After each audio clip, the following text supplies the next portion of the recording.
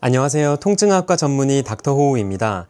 여러분, 비타민 D 하면 뭐가 생각나나요? 뼈 건강, 햇빛. 그런데 비타민 D가 각종 통증 질환뿐만 아니라 고혈압, 당뇨, 비만 같은 각종 대사 질환에서도 중요하다는 거 알고 계셨나요? 오늘 영상에서는 비타민 D가 왜 그렇게 중요한지, 통증 관리와 대사 질환에 어떤 영향을 주는지, 그리고 효과적으로 비타민 D를 보충하는 방법까지 알려드리겠습니다.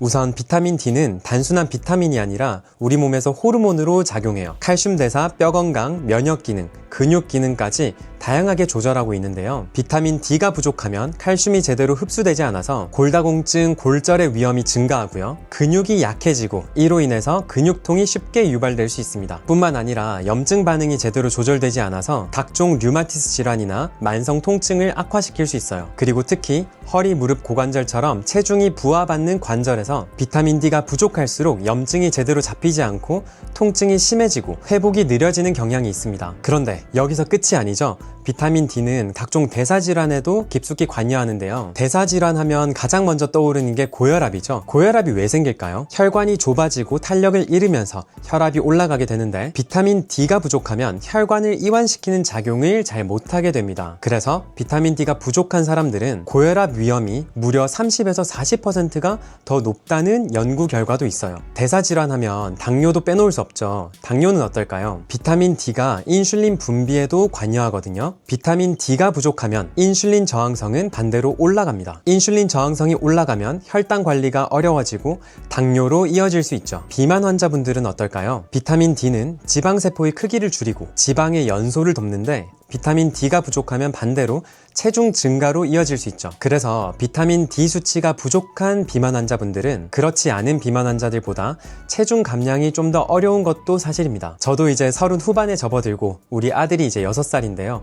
나이살이 생기는 게 그렇게 싫더라고요. 그래서 제가 수치를 확인하고 항상 관리하는 비타민이 비타민 D예요. 자, 그러면 이렇게 중요한 비타민 D 어떻게 보충할까요? 우선 비타민 D의 정상 수치는 30 나노그램 per 밀리리터 이상입니다. 그냥 쉽게 30 이상으로 알고 계시면 돼요. 20에서 30 사이는 부족 상태, 20 이하로 떨어지면 결핍된 상태라고 볼 수 있어요. 실제로 저희 병원에 내원하시는 분들 중 통증 질환으로 내원하셨는데 당뇨가 있으시거나 비만이 있으신 분들은 비타민 D 검사를 하면 대부분이 10에서 20 나노그램 per 밀리리터로 결과가 낮게 나옵니다. 아니, 그러면 왜 이렇게 낮은 걸까요? 대표적으로 연어, 계란, 고등어, 우유 등의 비타민 D가 풍부하게 포함되어 있긴 합니다만 이걸 또 매일 충분히 먹기가 쉽지가 않잖아요. 그리고 팔과 다리를 충분히 노출시킨 다음에 하루 15분 정도 햇빛을 충분히 쬐주면 비타민 D를 하루에 1000 IU 정도 합성할 수 있습니다. 근데 선크림 바르거나 긴 옷을 입거나 실내 생활만 주로 한다면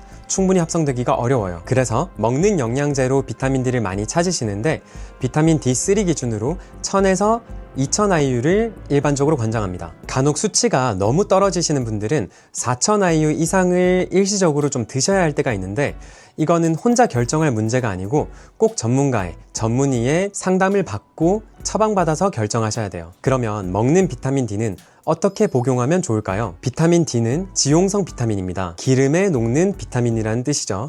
그래서 식후에 복용해야지 흡수율이 높아집니다. 특히 기름진 음식과 함께 먹으면 흡수율이 30에서 50% 이상 높아지기 때문에 기름진 음식이랑 같이 드셔주는 게 좋습니다. 공복에 드시면 흡수율이 떨어지고 속도 불편할 수 있어요. 가장 흔하게 속이 불편하다 하시거든요. 그래서 공복에는 절대 드시면 안 돼요. 근데 저도 비타민 D를 매일매일 영양제로 챙겨 먹어봤거든요. 이게 쉬운 일이 아니에요. 그래서 대안으로 선택할 수 있는 게 비타민 D 주사입니다. 비타민 D 주사는 영양제랑 비교했을 때 아주 큰 장점이 있어요. 3개월에 한 번씩만 맞으면 되고 꾸준한 혈중 농도 유지가 가능하다는 점인데요. 치료 과정이 아주 간단해요. 피검사로 내 비타민 D 수치를 확인하고 맞춤 용량을 결정하고 나서 엉덩이에 주사 한 방이면 끝. 영양제처럼 식후에 반드시 먹어야 된다 또는 지용성 음식이랑 기름진 음식이랑 먹어야 된다는 그런 제한점이 없잖아요. 꾸준한 혈중 농도 관리가 돼서 각종 통증 질환의 증상을 완화시켜주고 대사질환 개선에 효과적이고 근육과 뼈 회복에도 도움이 되기 때문에 허리 디스크, 관절염, 비만 환자에게도 자주 추천드리는 주사예요. 그리고 혈액에 있는 비타민 D 수치에 따라서 적정 용량을 선택해서 주사할 수 있기 때문에 그것도 큰 장점입니다. 장기적으로 3달에 한 번씩 비타민 D 주사를 맞으면 그러면 혈압 관리에도 도움을 주고 인슐린 민감도를 높여서 당뇨 환자에게도 도움을 주고 지방 축적을 줄이기 때문에 살도 덜 찌게 하고, 저는 개인적으로 마지막 장점이 제일 피부로 와닿더라고요. 여러분들께서 제 피부를 보시면 굉장히 까무잡잡하잖아요. 제가 햇빛을 굉장히 좋아해서 일광욕을 자주 하는 편이거든요. 그럼에도 불구하고 겨울이나 또는 우리나라는 일조량이 기본적으로 좀 부족한 국가다 보니까 장마 기간이나 그럴 때는 비타민 D 수치를 혈액 검사해보면 항상 부족하게 나오거든요. 그래서 저는 3개월마다 항상 체크하진 않고요. 왜냐하면 일조량을 좀 충분히 받는 편이라. 근데 겨울에는 꼭 한번 체크를 해요. 그리고 장마 기간에는 한 번쯤 체크를 합니다.